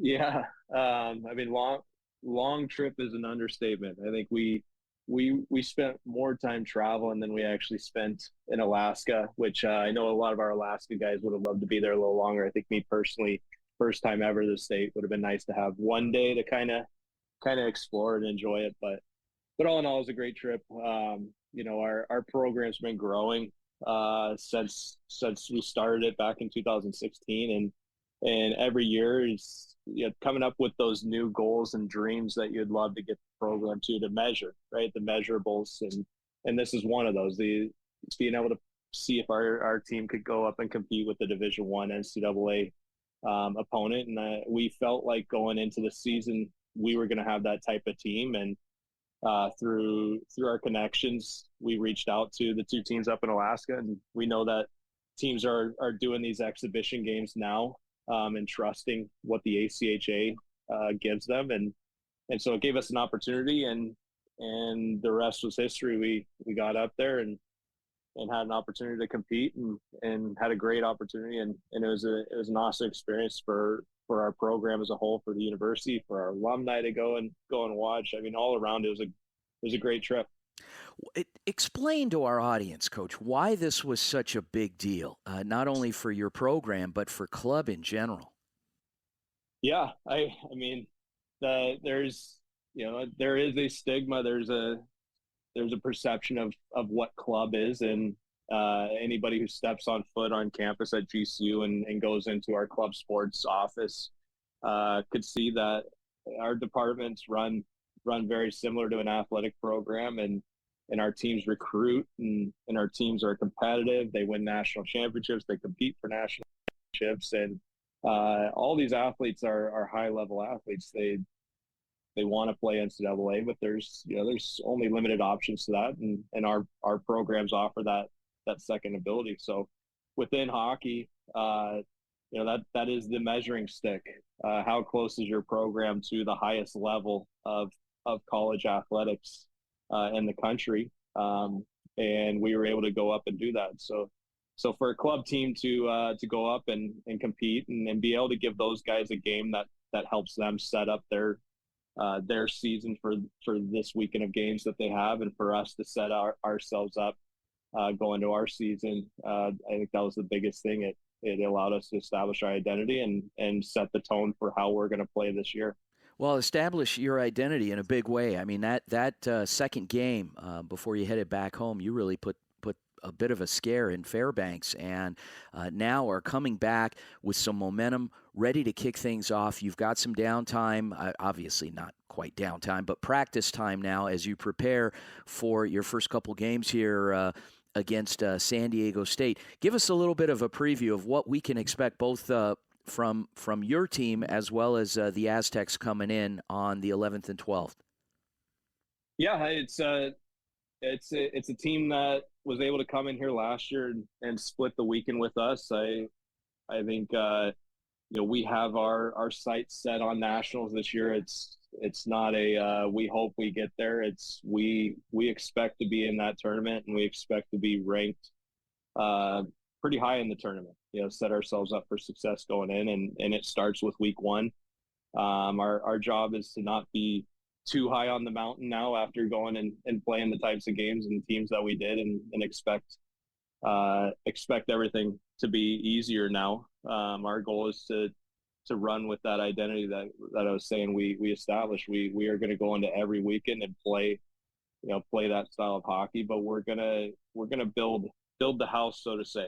We started building our foundation, and our goal is to make it stronger and stronger as we build the walls and add all the bits and pieces, so that way at the end of the year, we determine how big of a house we build and how strong. So it starts with this weekend. The Aztecs are going to come in, and everybody wants to win anytime they're playing, and they're going to push us and challenge us. Our job is to stick to our system, believe in it, and set ourselves for success going into the weekend and finishing the weekend to continue on after that. All right. Coach Danny Roy, GCU Club Hockey Program, and go out and watch some great hockey action out at Arizona Ice Arcadia in East Phoenix. Coming up next week, you've got a couple of matches and then a couple more as University of Utah comes to town, so should make for a lot of fun, and then we'll be covering a bit more along the lines of the middle of November. We're looking forward to that as well. Coach Danny Roy, thanks again, Coach, for joining us. Thank you again. Always fun. This is Kavish Siddhartha from the Cronkite School of Journalism at ASU with Varsity Sports. High school football is in full effect here in Arizona, and the landscape of some of the best teams in the state are starting to take form. As we are getting close to the midway point of the season, let's preview and take a look at the top 5 ranked teams in Arizona. Let's start off with the number 1 ranked team, Liberty High School. Liberty has a record of 3-1 and has wins against Desert Edge, O'Connor, and Mountain View, with their sole loss coming against Centennial last week. The Lions are led by quarterback Hayden Fletcher, who has 10 touchdowns in 4 games, as well as Hudson Dunn, who leads the team with 8.5 sacks. Next we have Vasha High School at number 2. The Bears have also had a great start to the year, earning a record of 4-1. The Bears have a potent offense led by receiver and running back Gio Richardson and Noah Roberts, who have combined 15 touchdowns in 5 games. Coming in at number 3 on the rankings are the Highland Hawks, who are undefeated at 5-0.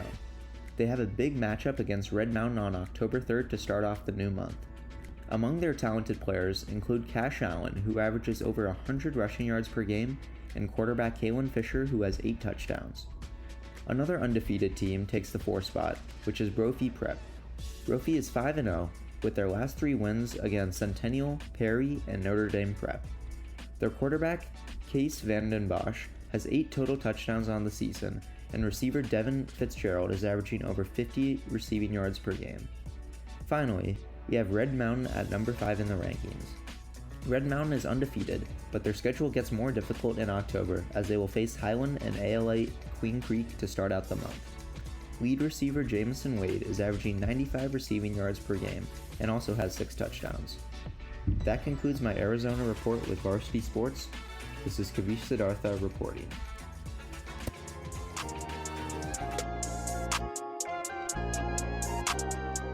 Hey everyone, this is Florencio De La Torre from the Sidney Poitier New American Film School at ASU, reporting for the Varsity Sports Show. And today, I'm coming at you with some exciting Sun Devil athletics news. Before kickoff of tonight's 5 p.m. football game against University of Kansas, Sun Devil Athletics will induct 6 former student athletes into the SDA Hall of Fame and 1 former head coach into the Hall of Distinction. These 7 inductees will also be signing autographs before the game from 3 to 3:30 at Sparky's Touchdown Tailgate. The 2024 inductees include Mickey Benedetti for diving, Valerie Boyer-Wells, women's track and field, Caitlin Boyd, softball, Roger Dieter for baseball, men's basketball, and track and field, Asahara Munoz for women's golf, Will Sutton for football, and legendary coach John Spinney for gymnastics. Athletic director Graham Rossini has called these inductees, quote, some of the greatest Sun Devils of all time, end quote. He went on to say, quote, the excellence and history of this class spans many eras, and we are excited to honor their remarkable contributions to ASU through sport, end quote. Make sure to tune in to tonight's Hall of Fame ceremony and football game against Kansas to learn more about these incredible Sun Devils. Thanks for listening. This has been Florencio De La Torre with the Varsity Sports Show.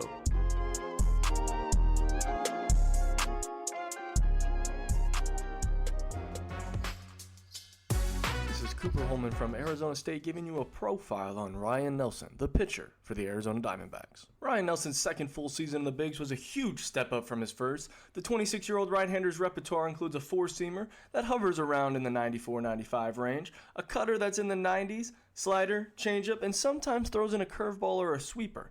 In 2023, Nelson finished the year with a 5.31 ERA, and this season, he dropped that number down to 4.24. His stats in 2024 all took a jump, an increase in wins from 8 to 10, a decrease in losses from 8 to 6, and his whip is down from 1.4 to 1.2. While it's easy to say Nelson improved just based on looking on the numbers, there was significant improvement just watching throughout the season. After some okay starts to begin the season, Nelson would go on the 15-day IR and return in early May. Once he returned, his numbers took a huge hit, with his ERA jumping all the way up to 7. After getting some more starts back from injury, Nelson started to turn his season around, and his numbers after All-Star break were an encouraging sign. His ERA in the month of July would come out to 2.41, highlighted by 7 shutout innings on July 30th. August was a continuation of that success, as Nelson would sport a 3.19 ERA. The keys to his sustained success was that he wasn't walking batters and striking more batters out. Nelson finished the season with a 20% strikeout rate and only a 5.4 walk rate, both major improvements from last season. Nelson would go back on the IR during September, but would play in the last game of the year, throwing 3 shutout innings en route to his first career save. Nelson's sophomore campaign was a huge step in the right direction, and look for Ryan to be a big part of the Diamondbacks rotation in 2025. This has been Cooper Holman from the Varsity Sports Show. Welcome back. This is the Varsity Sports Show on AM1060 KDUS Radio. I am Maya Hall from Arizona State University. And Maya, as we're nearly halfway through our second hour here, about 30 minutes left of our radio show this morning, let's talk more about just varsity and your experience so far. What has been your favorite part so far? I think that my favorite part would have to be being able to put myself in certain positions that I have not done before, and it's really just interesting. It's really fun to experience it, so I think that's just one thing that I really like about this. Yeah, absolutely, and we're nearly halfway through now, so I'm sure there will continue to be new experiences and learning and growing along the way, but I've had a great time with the Varsity Sports Show as well, learning and growing along the way. What's one thing you've learned? One thing I learned is definitely be flexible. Yeah. Always just be willing to put yourself just where you might need to be and open up and learn. And yeah, that's one thing that I think that will definitely be worthy in the future. Absolutely. I completely agree. And stick around after the break. We'll have more. Thank you for listening to the Varsity Sports Show.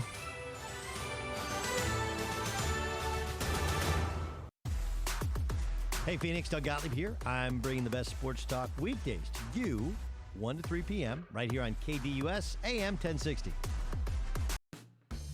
APAC is your one-stop source for all your automotive and heavy-duty air conditioning parts, supplies, and equipment. They're family-owned and have been the Valley's go-to for all your auto AC needs since 1982. Whether it's for your everyday or vintage car, commercial, or off-road vehicle or equipment, APAC has you covered. Call APAC, AAPAK, the AC experts at 602-254-1116 and ask for the Varsity Special to get 10% off your purchase.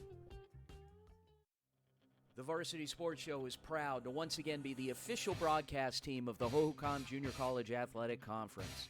We are back for another year of HJCAC football. We'll bring you the JUCO Game of the Week, on-site live coverage, weekly JUCO report on Saturday morning's Varsity Sports Show, and coming this fall, the weekly Coaches Show with Coach Doug Madosky. Stay tuned for more. JUCO football is alive and well in Arizona. Brought to you by the Varsity Sports Show and the HJCAC.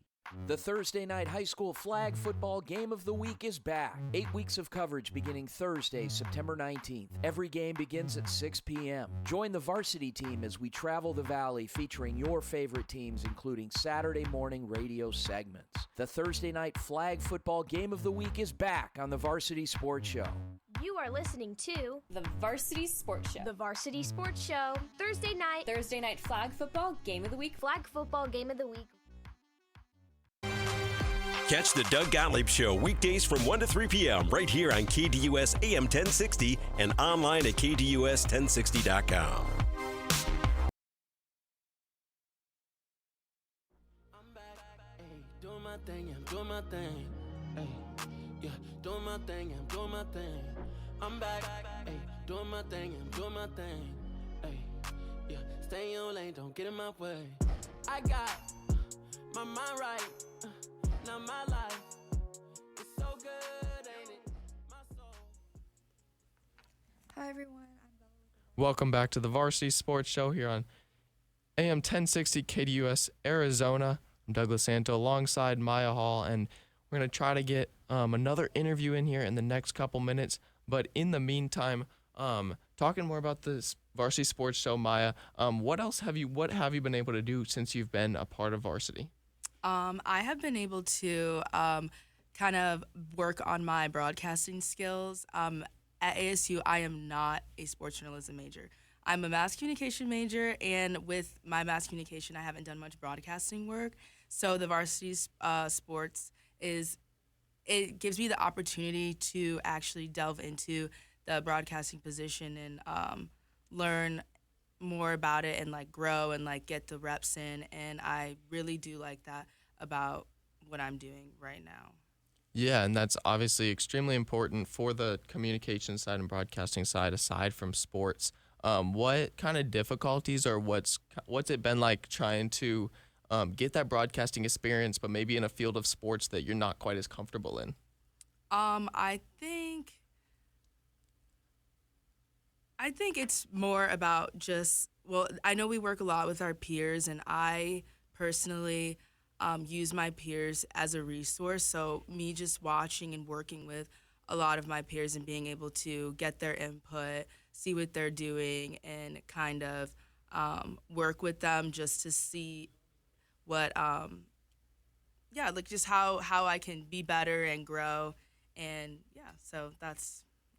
Yeah, absolutely. And in this field, working with our peers and learning and growing from them is definitely something you have to look at and do consistently in networking we always talk about in this field. And now, I believe we have Marcel Jones, the Saguaro Sabercats quarterback, on the line. Marcel, can you hear us? Yes, sir. Awesome. All right, welcome, Marcel. I just want to ask You became the starting quarterback and you're now leading the team. How does that feel for you? Leading a team, it's a privilege with all the guys we have. I'm just, I'm still like getting used to like the speed of the game and stuff, and like my team's really been helping me adjust to that, and like they've been like open about me being a leader, and we're just going up from there. So. Awesome. And yeah, so the offense has looked a lot better over the last couple of weeks. What do you think has been the biggest difference? I think just like my ability to extend the play and like to sustain drives has been helping us a lot. Even though we still fumble a lot, which is happening every week. We just been able to get more points on the board, which is obviously the main goal for our offense. But still got to clean up the little stuff like turnovers. Yeah, and going back to you, what has been your mindset since you stepped into the starting role for the SaberCats? Just trying to get a win, get our first win of this season. So that's been my mindset the last 2 games I played. Yeah, and how do you feel about the team moving forward? What do you think that you could do to help your team? Team moving forward, I feel like we should be great. Like we be getting better every week. We got more confidence every week. What I could do, I'm just do my job, make the throws, make good reads, run the ball when I have to, and score points. Yeah, and what are you looking forward to work on during your guys' bye week? Me, I just got to get back in the playbook, like I know all our plays, but I just need to get back to like knowing the reads and all what I got on each route combination that we got. Really just recovering from this game, making sure that I'm healthy for the Saturday. And Marcel, obviously leading the team now, talking about getting more comfortable with the playbook and everything. What is not only your confidence level, but the team's confidence level? Obviously, the team hasn't performed the way it wants to this season, but you've had a really tough schedule and you're growing together and learning, and it seems like the best is ahead. What's the mindset of the team and the confidence level of the team? Our mindset is just to kill everyone in front of us. This game, our defense came up big. Our offense started a little slow. We picked it up. And I feel like our mindset is just to get a win, kill whoever's in front of us. And, yeah. What was the other question? Just the confidence level of the team right now. Right now, after a loss, you're never too super high in confidence. But I feel like it hasn't got any lower since Corona week. It's only been getting higher. So I feel like our confidence is good. They know what I can do for the offense. I know what our defense can do to help us win games. I know what our O-line can do. I trust my receivers, my running backs. So our confidence is pretty high.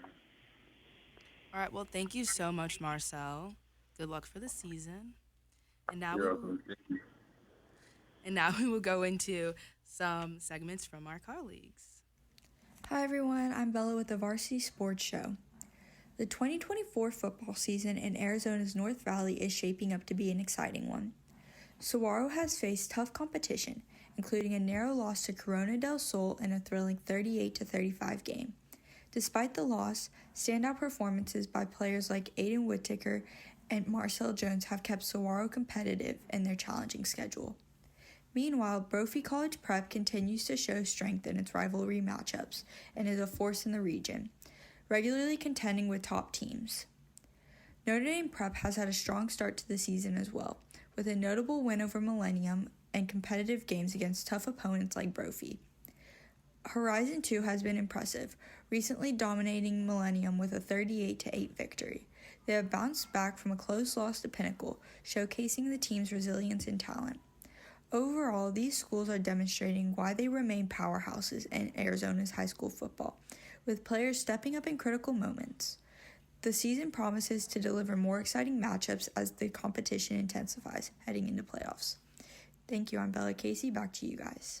Hello, this is Jameer Johnson reporting from Indianapolis, Indiana, and working remotely with the Varsity Sports Show.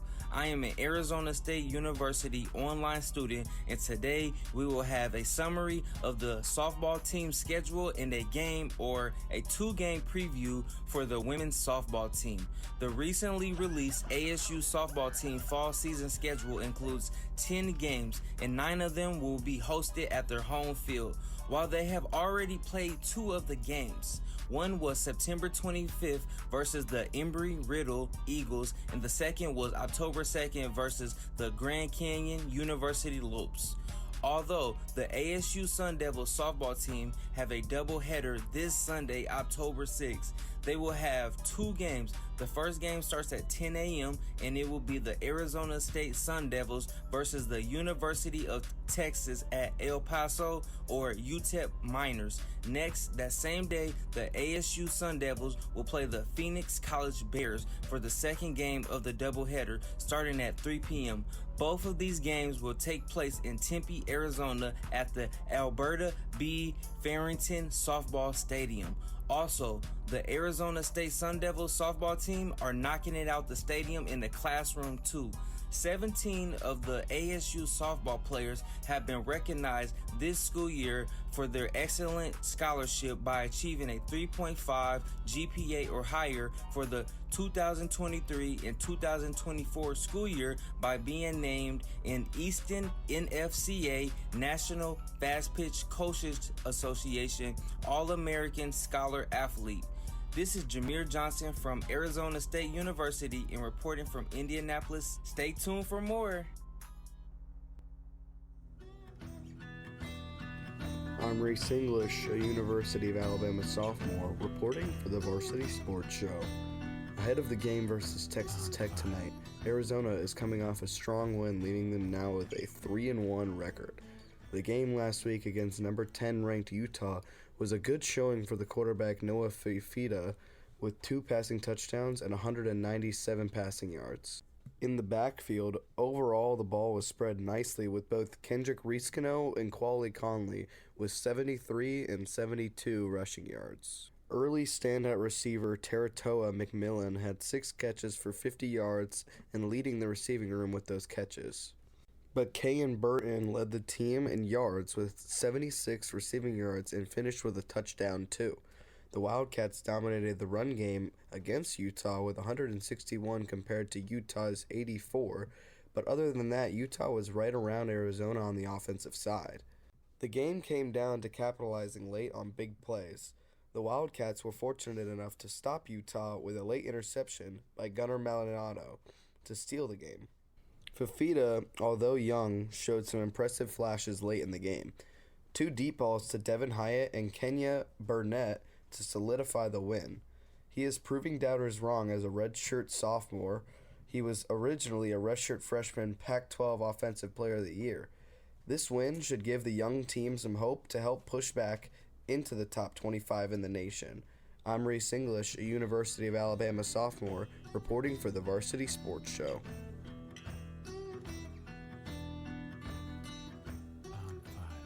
Welcome back. This is the Varsity Sports Show on AM 1060 KDUS Radio. I am Maya Hall from Arizona State University. We just heard from our colleagues and Saguaro SaberCats quarterback Marcel Jones. Stick around after this break. We will be in the final 15 minutes of our show this morning, and we will talk about some more local sports and more segments from our colleagues. Corey, take it away.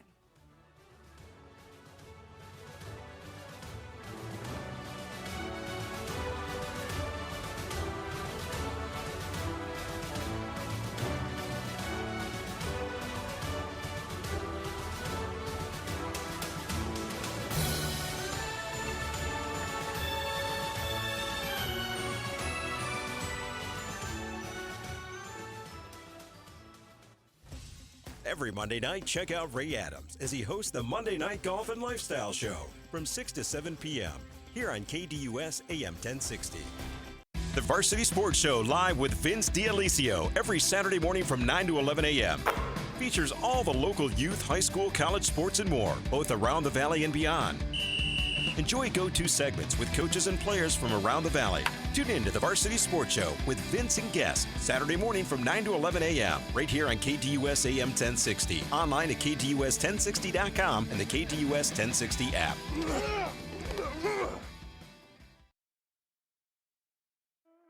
The Angry Crab Shack in Tempe, with an experience so good it remains indescribable, with something for every seafood lover. Try one of their amazing custom seafood boils, sandwiches, appetizers, and salads. Angry Crab Shack Tempe is located east of I-10 on Warner Road, 480-674-3847. The Angry Crab Shack in Tempe. Come ready to eat.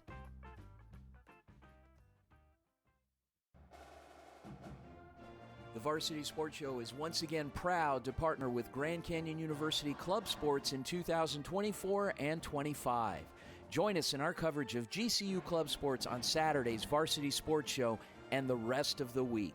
We'll cover hockey, soccer, baseball, rugby, lacrosse, and more. The Lopes are back on the Varsity Sports Show.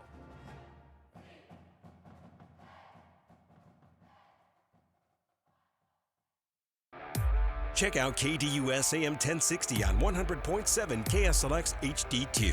That's right, HD Radio on 100.7 channel number 2.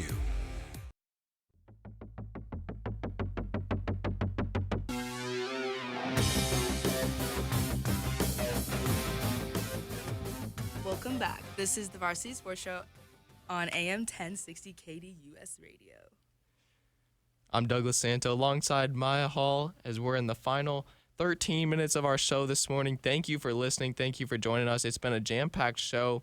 We've been going at it in the studio this morning. And Maya, I know we're both from ASU. Why did you decide to come out to ASU in the Cronkite School?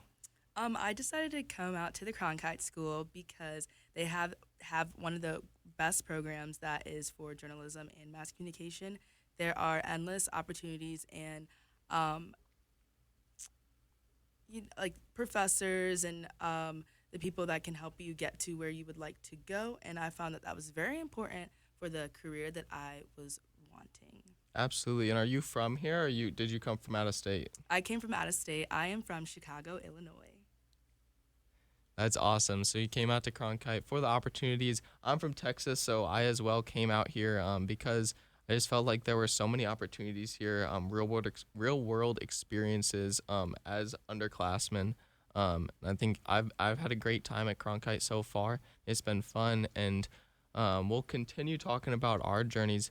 But for now, we have a few more segments from some of our colleagues talking about some NIAI football players of the week, and then some California teams in the NBA, and then the San Diego Padres in the playoffs right now. Corey, take it away.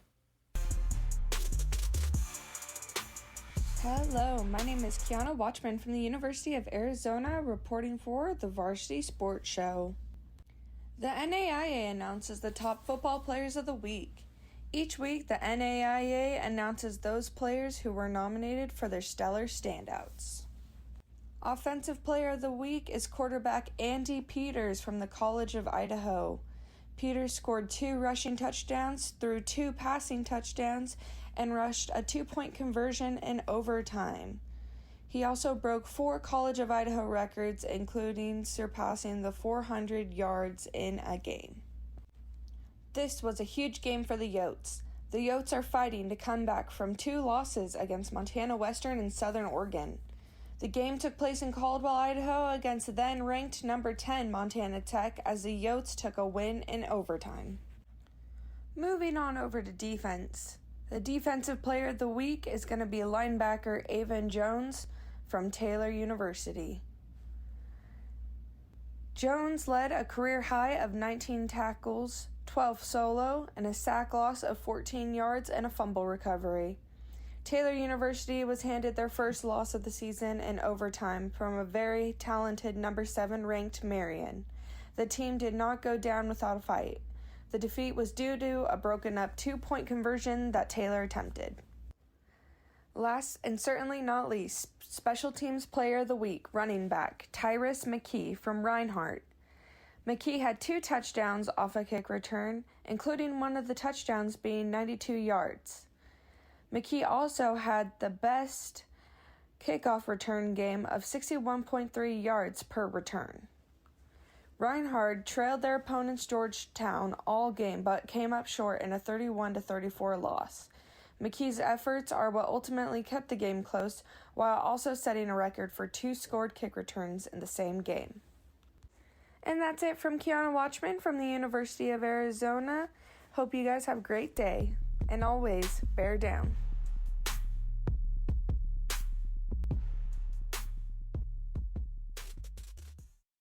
This is Nicholas Anderson from the Hanks Greenspine School of Journalism at UNLV, reporting for the Varsity Sports Show. The NBA Media Day for the 2024-2025 season is finally here and has brought a lot of buzz for the Los Angeles Lakers, Los Angeles Clippers, the Golden State Warriors, and the Sacramento Kings. The Lakers Media Day was focused on their renewed chemistry and revamped roster depth. LeBron James is entering his 22nd season and expresses excitement about returning and fully committing to chasing another title with the team. He acknowledges that he's been considering retirement, but states as long as he feels good, he'll continue to play. With his leadership alongside Anthony Davis, the Lakers are favored to win it all this year. The Clippers Media Day focused heavily on the health of Kawhi Leonard and the departure of superstar Paul George. With George departing and Russell Westbrook leaving for Denver, the Clippers now open up their season with a depleted roster, alongside the new multi-million stadium funded by owner Steve Ballmer. Tyronn Lue, the Clippers head coach, still expressed excitement about getting the squad together and working with potential newcomers along the way. The Golden State Warriors are embracing a new chapter with the loss of veteran point guard Chris Paul and Klay Thompson departing for the Dallas Mavericks. A significant storyline now unfolds with Steph Curry and Draymond Green being the lone players from those epic Golden State Warrior championship teams. The Warriors remain confident in their core, and a championship is still in the expectation for this team. The Sacramento Kings come off their best season in nearly 2 decades and carry a lot of momentum into the Media Day. De'Aaron Fox and Domantas Sabonis will again lead a charge for a hungry young team to build on last year's playoff appearance. Mike Brown, who won Coach of the Year a couple seasons ago, now emphasizes how important it is for the team to avoid complexity and continue to grow. With the most anticipated season underway, all these teams have something to prove, and fans are excited across the globe to watch their favorite NBA team play this year. From the Varsity Sports Show, I'm Nicholas Anderson. This is Cooper Holman from Arizona State giving you an update on the San Diego Padres. The San Diego Padres have had quite the last few weeks. After clinching a playoff spot off a triple play against the Dodgers, basically eliminating the D-backs from playoff contention, and now they have won their wild card matchup against the Atlanta Braves. Momentum couldn't be higher for the Padres as they'll head not too far from home for another tango with the Los Angeles Dodgers. The first game of the wild card series against the Braves started off with a bang, as Fernando Tatis Jr. crushed a 2-run homer to get the scoring started. The rest of the scoring would be brought to you by Kyle Higashioka, who would drive in a run off a sac fly and drive a homer to left center, extending the Padres' lead to 4-0. I'm just happy that I said his last name right. Michael King looked unhittable in Game 1, only allowing 5 hits and not walking a batter. King struck out 12 batters en route to throwing 7 scoreless innings to start the postseason. In Game 2, the Braves jumped out to a 1-0 lead in the first, but then came the second inning explosion by the Padres, led off by Kyle Higashioka's second homer of the postseason. And shout out to Kyle, because he's been hitting a lot of homers over the last week. The Padres would go on to score 5 runs in the second, highlighted by standout rookie Jackson Merrill's 2 RBI triple. Michael Harris II would hit a 2-run homer to bring the Braves within 1 in the 8th, but in the 9th, closer Robert Suarez would come in and shut down the Braves, not only for the game, but for the season. The Padre-Dodger series will be must-watch TV as the postseason stays heating up. This has been Cooper Holman from Varsity Sports.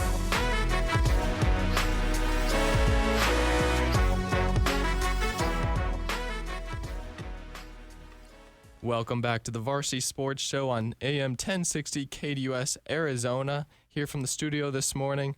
Almost wrapping up our show here this morning, but before we get into that, you just heard from Cooper Holman about the San Diego Padres, and they're in the playoffs now, and it's been an exciting playoff so far with the Wild Card Series wrapping up this weekend, and we actually just got underway a few minutes ago with the first game of the Division Series with the Tigers and the Guardians getting underway in the ALDS.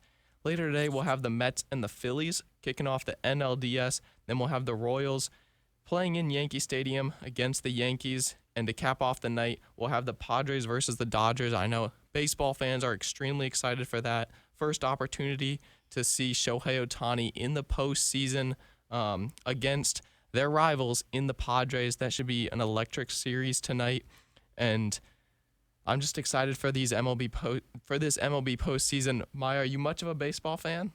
I'm a little bit of a baseball fan. I watch it here and there. I have to represent the Cubs, favorite team from Chicago. There you go. And the Cubs, they had an interesting season this year. They a bit of a rebuilding year, but we're in the playoff hunt for a lot of it. Didn't quite make it, but I'm sure they'll be looking to get back in the playoff hunt next season and make it a fun season for their fans, the historic Wrigley. But moving on from that, as we wrap up our show this morning, Maya, what are your future goals, dreams? What's your the career path that you want after ASU? Well, I am actually scheduled to graduate May 2025, so that's coming up pretty quick. I have not quite decided yet, but I'm looking to go to grad school. Definitely deciding between going to Northwestern or DePaul, both in Chicago. If I don't end up doing that, then I'm going to, try and get my reps in for sports reporting and see how that goes for me. Yeah, and you said DePaul or Northwestern. Back in the Midwest where your family's at, you said that you liked the cold back home in Chicago. The heat's been a bit much out here in Arizona, so trying to go back home a little bit. And going off of that, at ASU here, what kind of clubs have you been able to get into to get some experience here at Cronkite? So I've been able to get into a club called Inferno Intel. It's a student-run organization where we do report on most sports and club sports, and we do photography, writing, videography, and we do a studio show as well. And I've definitely been really involved with the studio show, and it's been a really great time, and I'm glad that I found that. There's also, I have the Association for Women in Sports Media, something that I've gotten into as well. There's just a lot of different events and people to meet that I like to do and go to. Yeah, that's awesome. And I know I got involved in Inferno Intel when I got to ASU as well, and it was a really cool opportunity to just grow my broadcasting, my journalism skills in general. But as we wrap up our show today, Maya, you want to take us out? Yes, well, thank you to our team of broadcasters across the country and to our amazing live guest. You can check us out on X at Varsity Sports Show, as well as Instagram and Facebook and TikTok. Thanks to our producer, Corey Walsh. Make sure to join us back here next Saturday, 9 a.m. on AM1060 KDUS, Arizona. On behalf of our co-hosts, Nick Furman and Douglas Santo from ASU Cronkite, I'm Maya Hall, also from Cronkite. You are listening to the Varsity Sports Show. Go Varsity.